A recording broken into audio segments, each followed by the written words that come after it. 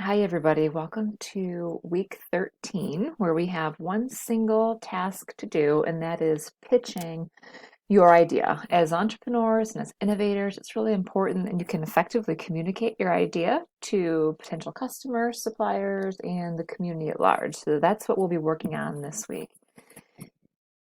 For the big picture of our final project, you've been working on your journal and updating that all along.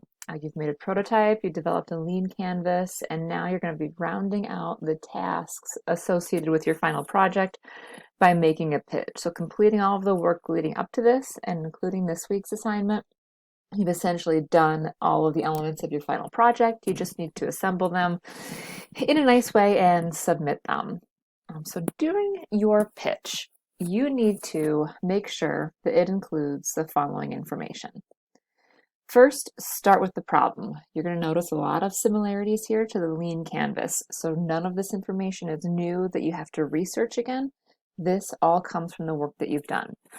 Start your pitch by explaining what the problem is. You want to make sure you're building empathy with your audience, including stories that maybe came about from your interviews are going to be really helpful to include. And some reference to that customer problem statement will be really useful as well. I'm going to give you some examples. I will not show them in this video because that will be difficult to see, but go ahead and watch the 3 different examples that I have posted for you in Brightspace. We'll skip through them now, though, for the sake of our instructional video.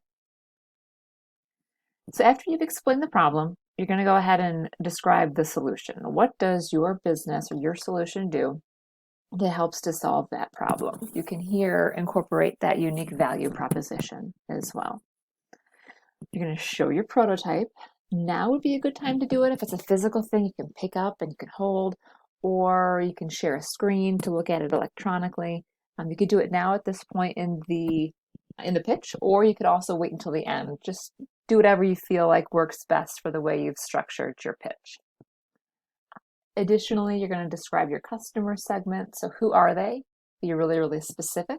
In the example of Airbnb, we have multiple customer segments. We have the travelers who are staying in the Airbnb, and we also have the hosts who are using their unutilized space for some income. Here's another example. This one does a really good job in this video of describing customer segments. So when you watch that in Brightspace, pay close attention to how they address the customer segment. And then you'll explain your channels. What channels means, and that's familiar from the Lean Canvas, is how are your customers going to access your solution? How will you reach them? You have to explain that in your pitch. And a little bit of your financial info. From the Lean Canvas, identify your cost structures and describe your revenue streams.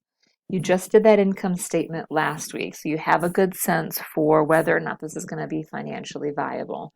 A pitch might be given to potential investors, so you want to make sure that you can demonstrate how this business will make money for you and for them.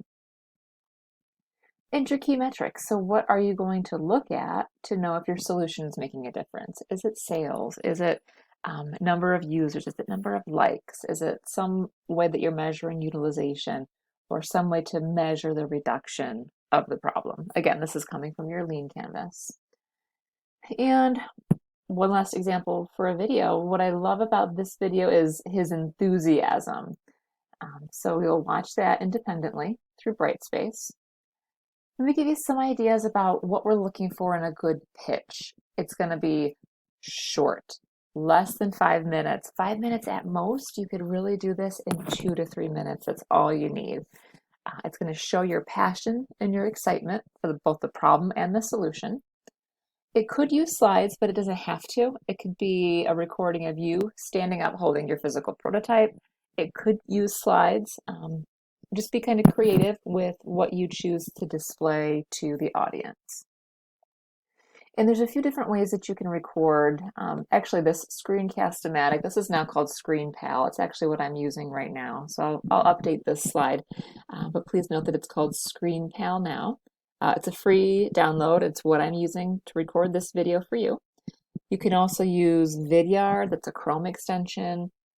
If you've got a Zoom account, you can set up a Zoom meeting and then record that Zoom meeting. You could also do this. I mean, I've had students do it like through TikTok or through other apps that they just might have on their phone for recording video. You do need to get it electronically shareable in some way, whether you upload that to YouTube or give us the link to your recording app. But definitely, if you're using like a TikTok or something, please convert that to something that we can put on YouTube. But these are the ones that I recommend: ScreenPal or Vidyard. Free, fairly intuitive. You'll want to record it. You're going to end up posting in a discussion, so your classmates are going to see your pitch. I'm going to see your pitch, and then you're going to comment on at least two of your classmates' pitches. And that's it for this week. So get started early. Make sure if you need any support with technology that you reach out to me early, and try to be creative and show your enthusiasm and your excitement in this pitch. Have some fun with this assignment. Thank you.